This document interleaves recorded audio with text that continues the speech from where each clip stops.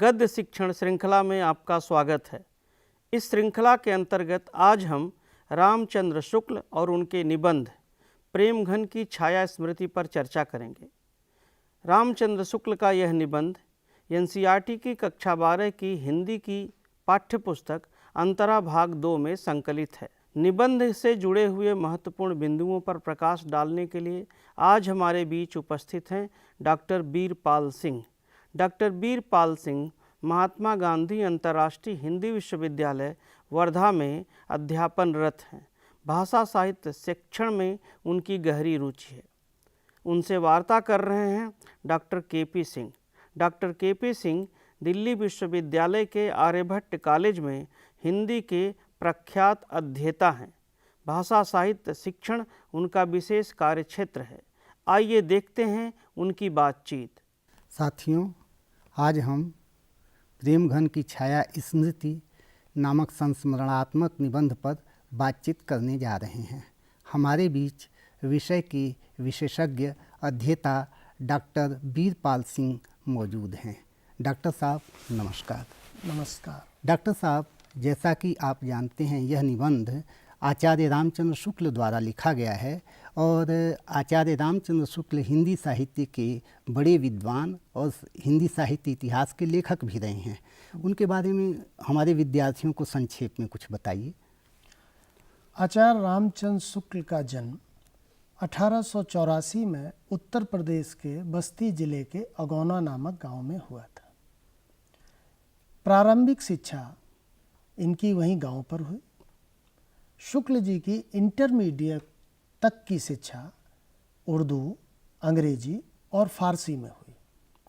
शेष संस्कृत, हिंदी और बांग्ला उन्होंने अपने स्वाध्याय से सीखी। शुक्ल जी के पिता कानूनगो थे और जैसा कि आपको पता है कि उनको एक स्थान से दूसरे स्थान पर जाना रहता था, स्थानांतरण होता रहता था उनका। जब हमीरपुर जिले की राठ तहसील से आचार्य शुक्ल के पिताजी सदर कानूनगो बनकर मिर्जापुर आते हैं, शुक्ल जी के साहित्यिक व्यक्तित्व की शुरुआत वहीं से होती है। आप जानते हैं, शुक्ल जी प्रारंभ में कविताएं लिखा करते थे। कविताओं के साथ साथ शुक्ल जी ने प्रेम घन के साथ में उनके संसर्ग में रहते हुए उनके प्रोत्साहन से गद्य लेखन में भी कलम चलानी शुरू कर दी थी। आपको पता है कि शुक्ल जी के निबंध चिंतामणि 3 भागों में प्रकाशित हो चुके हैं और उनके मनोविकार संबंधी निबंध हिंदी साहित्य की बेजोड़ वस्तु है। उस तरह के निबंध किसी भी देश के साहित्य में नहीं लिखे गए। शुक्ल जी का गद्य का संस्कार मिर्जापुर से ही पड़ता है। उसमें मिर्जापुर के साहित्यिक समाज का बहुत बड़ा योगदान रहा। शुक्ल जी ने हिंदी साहित्य का इतिहास, जैसा कि आपने बताया, वो तो लिखा ही है जी। इसके साथ ही शुक्ल जी ने हिंदी आलोचना में भी बहुत बड़ा काम किया जी। जायसी, सूरदास, तुलसीदास के साथ ही साथ उन्होंने त्रिवेणी नामक एक स्वतंत्र पुस्तक इन तीनों लेखकों पर लिखी जी और जायसी ग्रंथावली का भी संपादन किया। अलग से भी सूरदास की बहुत लंबी भ्रमर गीतसार की भूमिका लिखी। शुक्ल जी भाषा विज्ञानी भी थे। शुक्ल जी बहुत अच्छे संपादक भी थे। आपको पता है डॉक्टर साहब कि शुक्ल जी की नियुक्ति नागरी प्रचारी सभा में हिंदी शब्द सागर के सहायक संपादक के रूप में हुई थी।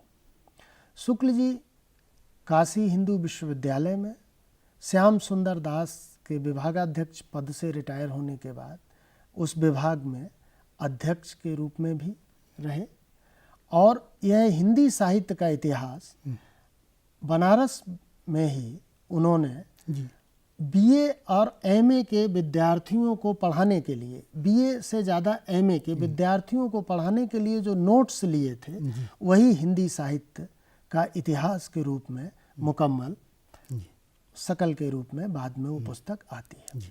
शुक्ल जी ने अंग्रेजी से बहुत अनुवाद किया। जी। Light of Asia Matthew Arnold का जो ऐतिहासिक निबंध था, बुद्ध चरित नाम से उन्होंने अनुवाद किया। और आपको ताज्जुब होगा कि बुद्ध के बारे में मैथ्यू आर्नाल्ड से पहले हिंदी में कोई भी अनुवाद नहीं था। डॉक्टर साहब, उस समय उर्दू और फारसी का दौर था जी। इसलिए शुक्ल जी के भी पिताजी ने इनको हिंदी के तरफ एक तरह से ये कहें कि बढ़ने के लिए रोका। जी। और इनकी जो नानी थी और दादी, वो रामचरितमानस का पाठ किया करती थी।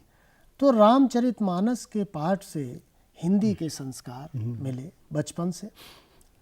आगे जाकर इन्होंने क्वींस कॉलेज में, जी। आपको पता है कि ये आर्ट के टीचर थे जी। मिर्ज़ापुर में, जी। और इनके पिताजी चाहते थे कि ये साहब बने, पंप शू पहने, टाई लगाएं, अंग्रेजों की तरह रहें। लेकिन इनका प्रारंभ से ही रुझान लगभग 8 वर्ष से साहित्य की तरफ, खासकर हिंदी साहित्य की तरफ हो गया था। तो शुक्ल जी का सारा व्यक्तित्व, साहित्यिक व्यक्तित्व जो निर्माण होता है, उसमें मिर्ज़ापुर की बहुत भूमिका है।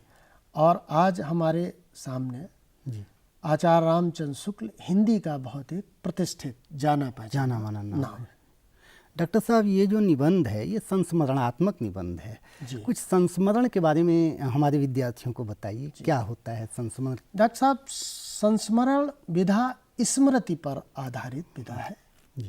निबंध जिसमें किसी व्यक्ति, घटना या स्थान के बारे में जो जीवन में महत्वपूर्ण होती हैं, उनके बारे में रचनाकार लिखता है। आपको याद होगा महादेवी वर्मा के रेखा चित्र। जी। जी। उसमें भी व्यक्तियों के बारे में, घटनाओं के बारे में, स्थान के बारे में। फिर आप कहेंगे कि रेखा चित्र और संस्मरण में फर्क, दोनों में क्या फर्क है? जी। हाँ। संस्मरण में वो घटनाएं जो हमें स्मरण के रूप में, जी। रेखा चित्र हम वर्तमान का भी, जिनके साथ रह रहे हैं, जी, उनका भी खींच सकते हैं। जो अंग्रेजी में स्केच है उसी से आया है। शुक्ल जी आर्ट के टीचर थे। जी। तो रेखा चित्रों का भी प्रभाव इस संस्मरण में है। अच्छा। और आपको ये भी जान के आश्चर्य होगा कि ये एकमात्र आचार्य रामचंद्र शुक्ल का संस्मरण है। अच्छा। उन्होंने कोई भी संस्मरण अपने जीवन में नहीं लिखा, सिर्फ प्रेम घन के बारे में ये संस्मरण लिखा। ये डॉक्टर साहब, स्मृति की छाया, प्रेम घन स्मृति की छाया का अभिप्राय क्या है, भाव क्या निकलता है? आपने बहुत अच्छा सवाल किया डॉक्टर साहब। प्रेम घन ना होते तो शायद रामचंद्र शुक्ल इस रूप में ना होते। जी।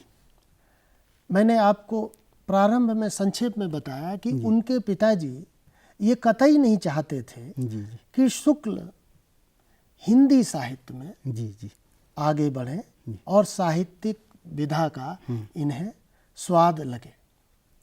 आपको याद होगा उनके एक मित्र थे बहुत अच्छे, और वो लाइब्रेरियन थे बनारस में। जी। वो कुछ कुछ किताबें साहित्य की लाते थे तो इनके पिताजी छुपा देते थे। अच्छा। ये नहीं चाहते थे कि पढ़ें। और इनकी जो मिर्ज़ापुर की टोली थी, वो टोली कजरी में, ठुमरी में, जहाँ फाग होती थी, हमीरपुर राठ में रहे हैं, फाग का क्षेत्र था, नौटंकी हुई, उसमें देखने चले जाया करते थे अपने कई साथियों को साथ में लेके। और जब जाते थे तो उनको बहुत क्रोध आता था। वो चाहते थे कि अंग्रेजी में बात करें, अंग्रेजी संस्कार सीखें, तमीज़ सीखें और उनकी साहबों की जी हजूरी करें और ये भी बड़ा अफसर बने। शुक्ल जी की अंतरात्मा इसके खिलाफ थी। बचपन से ही उनके संस्कार कुछ विद्रोही स्वरूप थे। प्रतिक्रिया स्वरूप इनके पिताजी कहा करते थे कि साला सोहदों में वशिष्ठ बना घूमता है, यहाँ तक बोलते थे। अच्छा। हाँ, वशिष्ठ एक खास उसका अलग प्रसंग शब्दों के माध्यम जी जी जी अब शब्दों से बहुत क्रोधित हुआ करते थे। लेकिन उस शहर में, मिर्ज़ापुर में, एक बहुत बड़े भारतेंदु मंडल के, जिनको चौधरी बद्री नारायण कहते हैं, उनको प्रेमघन के रूप में लोग जानते हैं, प्रसिद्धि प्रेमघन के रूप में मिली, और उनका बहुत महत्वपूर्ण काम आनंद कादम्बिनी। तो प्रेमघन के साथ रहते हुए डॉक्टर साहब इन्होंने सबसे पहले अपने कुछ साथियों के साथ उनके बारे में सुन रखा था, तो उनके घर ये जाना चाहते थे। तो कुछ लड़कों के साथ लगभग 1.5 किलोमीटर ये गए और उस हवेली को देखते रहे, तो अवाक रूप से देखते ही रहे। अवध क्षेत्र के थे चौधरी बद्री नारायण, व्यावसायिक व्यक्ति थे, बहुत रईस आदमी थे, और पुराने जमानों के जो रईस थे उनके शौक भी थे। तो हवेली में इन्होंने देखा कि बरामदे में एक व्यक्ति खड़ा हुआ है और उसके जो बाल हैं वो लगभग भारतेंदु जैसे, महिलाओं की तरह लठ, घुंघराले बाल जिनको कहते हैं, उस तरह थे। और देख कर ये चले आए। उनके बारे में सुन रखा था, उनके शौक के बारे में सुन रखा था, उसी शहर में रहते थे। एक तरह से मिर्ज़ापुर शहर की संस्कृति और सभ्यता और उनका संस्कार प्रेमघन के इर्द गिर्द थी, घूमता है। तो प्रेमघन की छाया जो इनके साहित्यिक संस्कार या बचपन के से आगे जब कैसर में पड़ी, तो वो अमिट छाप। कहते हैं डॉक्टर साहब कि प्रेमघन ने ही इनको साहित्यिक संस्कार दिए थे। जी, और ये किस तरह से प्रेमघन के व्यक्तित्व से अपने आप को ये जोड़ते हैं, उस तरह से ढाल लेते हैं? जोड़ते डॉक्टर साहब प्रेमघन से तो नहीं, चूँकि प्रेमघन बहुत बड़ा व्यक्तित्व था। ये प्रेमघन की मंडली में लेखक के रूप में स्वीकार किए जाने लगे थे। 16 वर्ष की अवस्था तक। प्रकरण यूँ है कि एक बार कुछ निबंध नुमा गद्य की चीज़ थी, तो प्रेमघन जी ने इनको दी और कहा कि आप इसको एडिट कर दीजिए। क्योंकि वो बहुत बड़े संपादक थे, बहुत बड़ी पत्रिका थी, तो कहा इसका आप एडिट कर दें। तो एडिट करने के लिए शुक्ल जी ने इतनी बेहतरीन तरह से उसको नए कलेवर में प्रस्तुत किया कि प्रेमघन प्रभावित हो गए। और जब कहा कि क्या आप मेरे पत्रिका में मेरे साथ काम कर सकते हैं, तो 16 साल के लड़के को ये बहुत आश्चर्य हुआ कि एक इतना बड़ा रईस और इतना बड़ा प्रतिष्ठित साहित्यकार, भारतेंदु मंडल के प्रमुख साहित्यकारों में प्रेमघन का नाम था। तो उनके आश्चर्य का, उनके कुतूहल का ठिकाना नहीं रहा। सहर्ष उन्होंने, और कविता के संस्कार प्रेमघन कवि भी थे। और प्रेमघन अपनी बोली के लिए उस ज़माने में, जैसे मैंने पहले भी कहा कि फारसी का दौर था, उर्दू का दौर था, ये लोग हिंदी में निसंदेह इत्यादि आदि शब्दों का जब प्रयोग किया करते थे, तो इनकी बातचीत को, और खासकर प्रेमघन तो वक्रोक्ति में ही बात किया करते थे, उनको लोग, इनके परिवेश के लोग देखते थे, सुनते थे, अजीब तरह से देखते थे। जैसे समय के साथ आजकल यदि कोई निखालिस फारसी में बात करने लगे तो वो एक देखने का, उसके तरफ आकर्षण का एक दूसरा नजरिया होगा, क्योंकि उस दौर की भाषा थी। और ये इनका जहाँ घर था वो भी आज के समय में कहें तो जो सिविल लाइंस होती है, वहाँ वकील रहते थे। इनके पिताजी खुद सदर कानून गो मिर्ज़ापुर थे, तो वो रहते थे प्रतिष्ठित लोगों को, जिसको आजकल सिविल लाइन कहते हैं, जज रहते थे, वहाँ रहते थे। तो वहाँ उर्दू और फारसी का ही चलन था। सिर्फ प्रेमघन के घर में हिंदी का चलन था। हिंदी के साथ इन्होंने संस्कृत के संस्कार भी वहीं से पाए। इनके वहीं एक मित्र जुड़े जो कि प्रेमघन के भी मित्र थे। अच्छा। सारे मित्र प्रेमघन के ही थे। प्रेमघन की छाया ऐसी थी कि आपको मैं बता दूं, भारतेंदु भी मिर्ज़ापुर आया करते थे। अच्छा। बैलगाड़ी से बनारस वो आया करते थे। और भारतेंद्र भी अपनी तरह, दोनों की हवेलियां एक जैसी थी, बड़ी बड़ी हवेली थी, दोनों रईसों की तरह से रईसों की तरह रहते थे। कहा जाता है प्रेम घन के घर में भारतेंद्र के लिए एक अलग कमरा ही सुरक्षित रहता था, जो सिर्फ भारतेंद्र के आने पर ही खुलता था, और जब भारतेंद्र नहीं आते थे तो प्रेमघन वहां पहुंच जाते थे बनारस में। उस समय के ये बड़े व्यक्तित्व थे, सांस्कृतिक। उस समय के रईसों के ये शौक क्या थी? उस समय के रईसों के शौक ये है, जैसे बसंत पंचमी है जी, होली का त्यौहार है, जितने भी त्यौहार हैं बड़े शौक से, खुशी से, उमंग से मनाया करते थे। और उनमें चूंकि ये रईस लोग थे तो अनाप शनाप खर्चा करते थे। संगीत का शौक था जी, नृत्य का शौक था, और शुक्ल जी जैसा मैंने बताया आर्ट के टीचर थे, तो कलाओं के प्रति, खासकर ललित कलाओं के प्रति बहुत लगाव था। नौटंकी देखने जाया करते थे, जो लोक के फॉर्म थे, यानी लोक कलाओं में विशेष रुचि थी, जबकि पिताजी के संस्कार अभिजात थे, शुक्ल जी के संस्कार देशस्थ थे, ग्रामीण थे। तो उनके जो दादी और नानी से जो संस्कार मिले थे, हालांकि दादी नानी ही रामचरितमानस का पाठ नहीं करती थी, हिंदी के रात में इनके पिताजी फारसी के बहुत बड़े विद्वान थे। फारसी कविता का हिंदी कविता का में रूपांतरण ये किया करते थे इनके पिताजी। यानी आप इस रूप में ये भी कह सकते हैं कि कविता के संस्कार तो पिताजी से भी पाए, लेकिन हिंदी कविता के नहीं। आपको आश्चर्य होगा कि हिंदी तो पढ़ी भी नहीं, इंटरमीडिएट तक इनकी शिक्षा उर्दू, अंग्रेजी और फारसी में हुई। हाँ, जैसा कि मैंने बताया अभी आपको। तो ये संस्कार जो है इनको, लेकिन इनको संघर्ष भी डॉक्टर साहब बहुत करना पड़ा होगा। क्या क्या मोड़ आए इनके युवावस्था में? बहुत मोड़ आए। लेखक जो थे आचार्य रामचंद्र शुक्ल के जीवन में, लेखक मैंने आपको बताया, फिर मैं उस चीज़ को रिपीट कर रहा हूँ कि प्रेमघन की छाया स्मृति में, ये मैं फिर दोहराना चाहता हूँ, बहुत महत्वपूर्ण बात है इसलिए दोहराना चाहता हूँ कि परिवार से ज़्यादा और पिता से ज़्यादा रामचंद्र शुक्ल को आज यदि शुक्ल के रूप में जाने जाते हैं, उसमें सबसे बड़ा योगदान प्रेमघन का है, और प्रेमघन के कारण ही भारतेंद्र को जाने। तो ये उनको कष्ट जो आप पूछ रहे हैं वो सब परिवार से मिले। इनकी माँ का बचपन में स्वर्गवास हो गया, ये छोटे थे। इनकी दादी ने इनको पाला।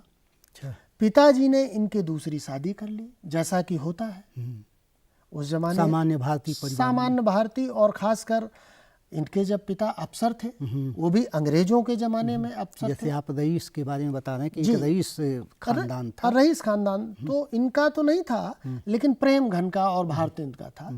पिताजी अंग्रेजी सरकार में अफसर थे, लेकिन उतने रईस नहीं थे, क्योंकि इनके बस्ती जिले में के पास में ही जो राजा थे, इनकी जो दादी थी उनकी रानी से उनके राज परिवार में रहती थी, बस्ती आके ये लोग बस गए थे। हाँ, जिसको सोनभद्र कहते हैं आज। तो वहाँ से थे, तो उनके संरक्षण में इनका बचपन, इनके पिताजी का भी पड़ा बड़ा था, लेकिन ठीक है, उतना संकट नहीं था, अफसर थे। बावजूद जो भी संकट आया वो परिवार से आया, खासकर साहित्यिक इनकी प्रगति को लेके, विकास को लेके। पहला ये आया कि विमाता नहीं चाहती थी कि शुक्ल पढ़े। जब इलाहाबाद ये पढ़ने गए केपी कॉलेज में, आपको पता होना चाहिए, इलाहाबाद केपी कॉलेज में पढ़ने गए तो इनकी विमाता ने गहनों के चोरी का आरोप लगा दिया। और इनके पिताजी की जब चिट्ठी गई तो इतना आहत हुए, संवेदनशील किशोर बालक थे, कि वहां से छोड़ के चले आए। शुक्ल जी वापस आ गए और उन्होंने कहा कि अब मैं मिर्जापुर भी नहीं जाऊंगा और मैं इंटरमीडिएट की पढ़ाई आगे वो भी नहीं करूंगा। जाके अगौना बस्ती आ गए, क्योंकि विमाता नहीं चाहती थी कि शुक्ल जी के उनके साथ रहें। तो एक तो परिवार से, फिर गरीबी बहुत झेली। परिवार बहुत बड़ा था, शुक्ल के अपने बच्चे हो गए थे, उनकी पत्नी थी, लेकिन उनको ले आए और मिर्जापुर में प्रेमघन की ही छाया में इनका एक प्रेम हुआ। राजेंद्र वाला घोष, जिनको दुलाई वाली के नाम से हम जानते थे, उनकी कहानियां आपने पढ़ी होंगी। केदारनाथ पाठक, जो बहुत बड़ा व्यक्तित्व था, केदारनाथ पाठक ने ही लाइब्रेरी खोली थी, म्योर पुस्तकालय। वो बहुत बड़ा पुस्तकालय था। शुक्ल जी कहा जाता है कि उस पुस्तकालय की सारी पुस्तकें पढ़ चुके थे। जी। और राजेंद्र बाला घोष केदारनाथ पाठक के ही घर में किराए से रहती थी, तो वहाँ मिला करते थे। उनका भी तो संस्कार। डॉक्टर साहब, ये जो पाठ है हमारा, जी, इसके माध्यम से वो अपने जीवन की किन अवस्थाओं और व्यवस्थाओं और जीवन की के उतार चढ़ाव के बारे में बातचीत करना चाहते हैं? ज़्यादातर जो जीवन इनका, जब प्रारंभिक साहित्यिक संस्कार डेवलप होते हैं जी। ये 8 साल से 16 साल के बीच की बात है। उस दौर में वो जाते हैं मिर्ज़ापुर से इलाहाबाद आते हैं, इलाहाबाद से बनारस आते हैं। इसी तक की यात्रा है। इनके पिताजी बारात में भेजते हैं, इस संस्मरण में जिक्र है। अच्छा। बनारस अपने एक आदमी के साथ भेजते हैं। तो बनारस में जाते हुए वहाँ ये चौखंबा जाते, चौखंबा से आगे जब जाते हैं तो एक हवेली के आगे रुक जाते हैं और वहाँ से इनको केदारनाथ पाठक निकलते हुए तो अवाक रह जाते हैं और पूछते हैं ये घर किसका है, तो बताते ये घर भारतेंदु हरिश्चंद्र का। भारतेंदु मंडल से भी ये जुड़े रहे डॉक्टर साहब? भारतेंदु मंडल, जैसा कि मैंने बताया, पूरा भारतेंदु मंडल आया करता था जी। वहाँ के लोग आया करते थे और बनारस में ही रहे। एक भारतेंदु के बारे में बड़ी रोचक डॉक्टर साहब बात आपको बताते हैं। बचपन में ये समझते थे कि जो राजा भारतेंदु हरिश्चंद्र है जी और ये भारतेंदु, ये दोनों एक ही है। अच्छा। इन्होंने कभी देखा नहीं था। अच्छा। तो ये जो सत्य हरिश्चंद्र है उनको ही भारतेंदु हरिश्चंद्र माना करते थे। अच्छा। हाँ, वो तो वहाँ जब गए, ये मिर्ज़ापुर में पता चला और बनारस में रहे। आपको पता है कि बनारस विश्वविद्यालय में भी रहे और वहाँ भी उन्होंने साहित्यिक संस्कार बहुत बड़े अपने किए।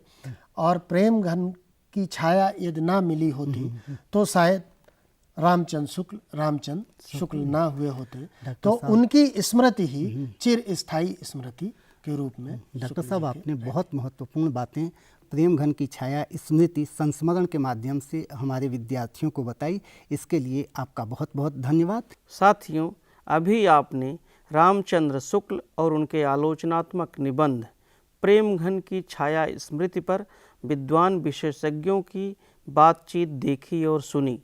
इस चर्चा के उपरांत आप लोगों के मन में बहुत सारे प्रश्न और जिज्ञासाएं रही होंगी जिनका स्वतः ही समाधान हो गया होगा। फिर भी आप लोगों के मन में कोई प्रश्न, कोई जिज्ञासा हो तो अपने साथियों से चर्चा करें, अपने गुरुजनों से संवाद स्थापित करें। साथियों, अब हमारा कार्यक्रम यहीं संपन्न होता है। अगले कार्यक्रम में हम किसी अन्य लेखक और उनकी रचना के साथ फिर प्रस्तुत होंगे। तब तक के लिए हमें आज्ञा दीजिए। नमस्कार।